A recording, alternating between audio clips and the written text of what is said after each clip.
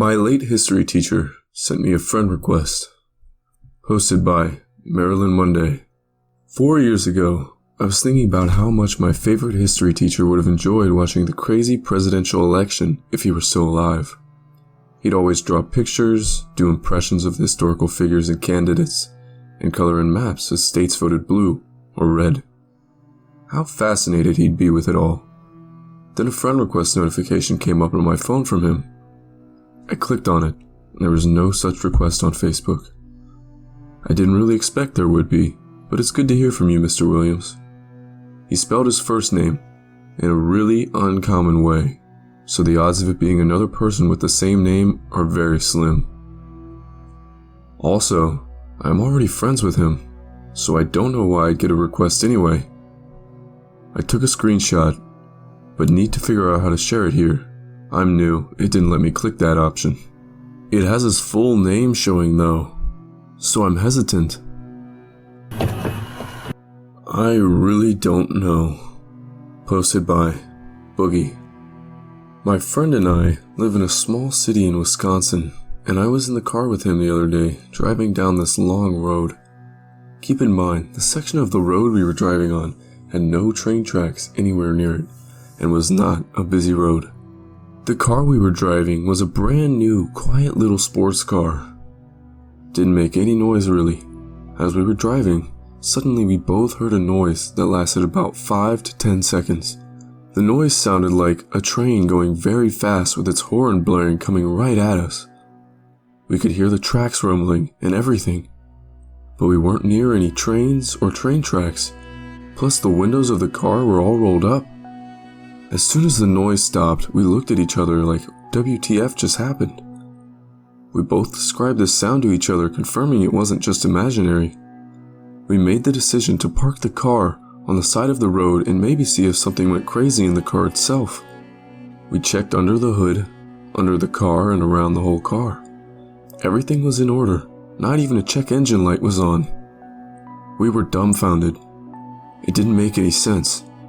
Nothing was passing us as we heard the noise and the radio was off. What the hell happened? What happened with my stepsister still can't be explained, and we didn't think she remembered it. Hosted by It's Tuesday, my nude. About 3 years ago, I had recently moved into my dad's house. My parents are divorced. His house is 2 stories and all the bedrooms are upstairs. My stepmom has 2 girls with him, who all call L and A. L was 2 at the time, and A was a newborn. Since my brother and I didn't live there full time, until I moved in, we gave up our bedrooms for the girls and moved into the playroom. My dad's house always gave me weird vibes. I kept seeing shadows dancing across the walls and psyching myself out, thinking it was a ghost, demon, etc. We heard strange noises and lights flickered, but most of it could be debunked as house noises and such. Elle's monitor had a night vision mode so we could see her when the lights were out, and the angle was facing her crib. One night, I was up late, about 3 in the morning, watching Jimmy Fallon on YouTube when I heard a bang and a scream come from Elle's room. She had nightmares quite often at the time, and my dad and stepmom were trying to teach her to console herself and go back to sleep. So when I didn't hear anyone check on her, I assumed it was because of that. A few seconds later, maybe a minute, I heard a blood-curdling scream come from her room again, and other sounds I couldn't quite make out or understand. Thuds, knocking, bumps, crying, and screaming is all I could hear.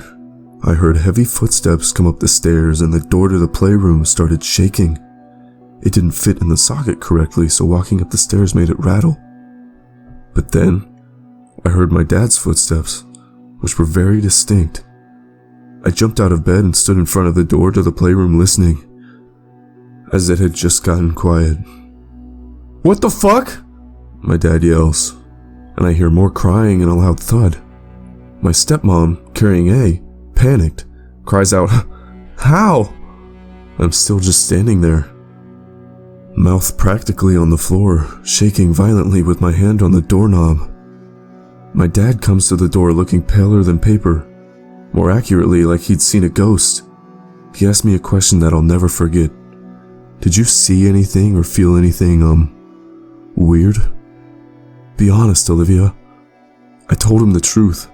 I felt like I was being watched, and when I heard Elle scream, I felt like it was gonna be bad, like not normal, if you know what I mean. He said, yeah, I did too. What happened? This is what he told me. He was sleeping on the couch downstairs after watching a movie. He woke up when Elle screamed. As he sat up, he felt an intense pressure building around him, and he looked towards the baby monitor sitting on the coffee table. He sees what he described as an orb floating around Elle's crib. He then sees a black figure/shadow person walk from the corner of the room to her bed, and the monitor lost signal. He didn't even think. He had had multiple encounters with ghosts before, and none of the experiences were good. He ran upstairs and tried to open the door, but it was locked from the inside. When he got in, Elle was crying and screaming for help, but when my dad turned on the light, she wasn't there. Elle, where are you? She was under the crib. That might not sound crazy to most people, but her crib was not like most cribs with abundant space underneath. Hers was very low to the ground. The problem he faced next was getting her out. Her head simply didn't fit under there. No person would at all, actually. He tried turning her head to the side, but it wouldn't even budge. He had to physically lift her bed up and let her crawl out. She laid in his arms screaming about being stuck. After my dad told me this, my heart sank. I had a bad feeling before anything happened, like the thing my dad saw on the monitor had been in the house before. I don't know how long, but I wondered if the shadows dancing on the walls were it instead of my brain messing with me. My dad went back to Elle's room and slept beside her, and every time he let go of her hand, she said, "Daddy, don't let him get me again. I'm scared." The next morning, she didn't talk. She hardly ate. Eventually, she forgot about it, or so we thought. About a year ago, my stepmom was reading Elle and A a book about feelings and emotions. One of the pages was fear. She asked the girls, "Have you ever been scared?" A chimes up, "Yes, Mommy, when I can't find my kitty," her favorite stuffed animal. She turns to Elle and asks the same question. Elle looks her dead in the face and says, "When that bad man in my room put me under my bed, I was really scared then, but Daddy came and stopped him." We were speechless. Childhood toy coming back to haunt me? Posted by Conscious Patroller. First off, I should say that I consider myself to be a pretty rational guy.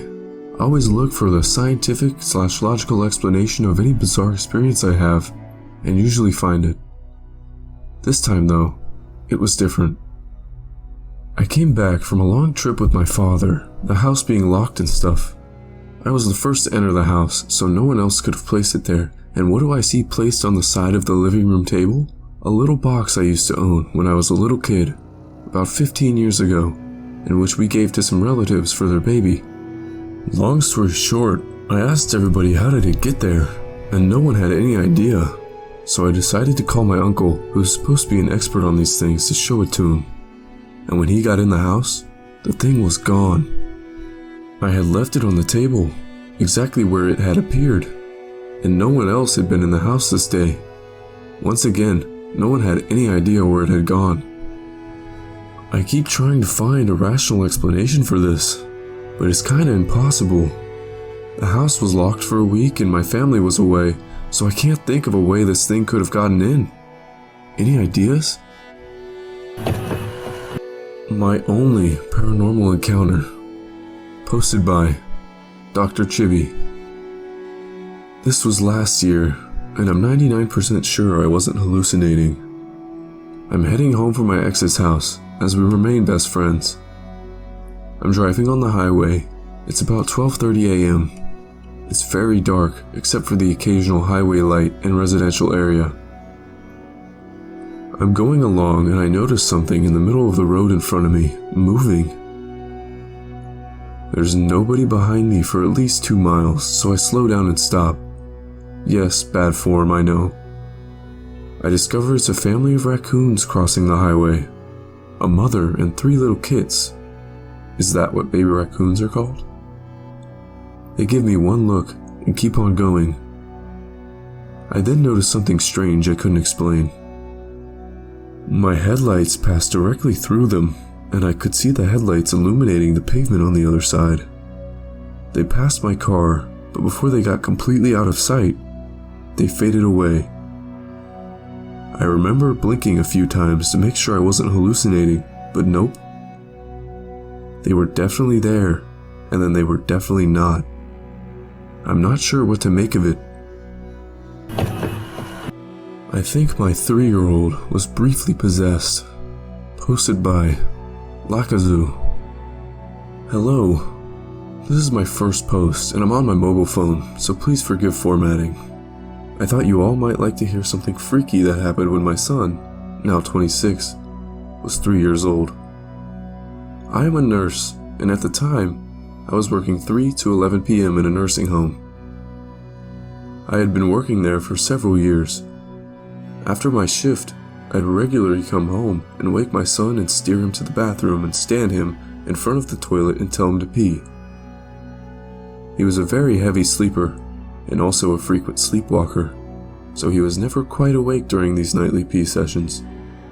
I did this so he wouldn't pee the bed. One night, I came home, steered him to the bathroom, and headed into his bedroom to tuck him back in.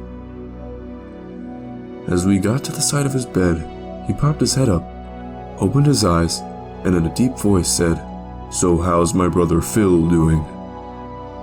I freaked out and stuffed him in his bed as fast as I could and got the hell out of his room. He was an only child, and the only person I knew named Phil was one of the old men that I took care of at the nursing home. Thanks for watching. Please do like, share, comment and subscribe for more videos.